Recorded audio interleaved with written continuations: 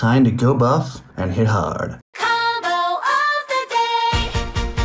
Alright guys, for this one, it's a fun combo. It involves Animar, Soul of Elements, protection from white and from black. Whenever you cast a creature spell, put a 1/1 counter on Animar, and creature spells cost 1 less to cast for each 1/1 counter on Animar.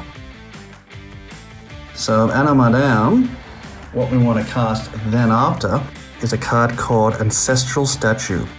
When Ancestral Statue enters the battlefield, return a non-land permanent control to its owner's hand, costing 4 generic to cast. So we'll cast Ancestral Statue, that'll put a counter on Animar. And then Ancestral Statue will make it target itself, so it'll come back to your hand. And now instead of costing 4 to cast, this time it'll cost 3. So you cast it for 3. And Animar gets another counter. Trigger and go back to hand. And then what you're going to do is cast it again for 2 now. Goes to 3, back to hand. And then cast it for 1. Goes to 4. Goes back to hand. And now it's free to cast. So you keep casting it and it gets bigger and bigger. And then ultimately you bring it back to hand and Animar will be as big as you choose it to be. In this case 99.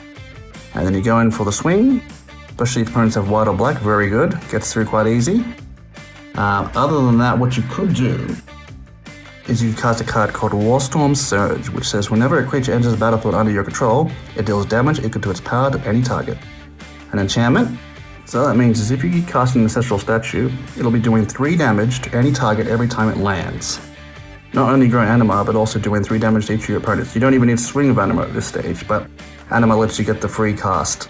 So you do as much damage as possible to each of your opponents, killing them all, and get a victory that way.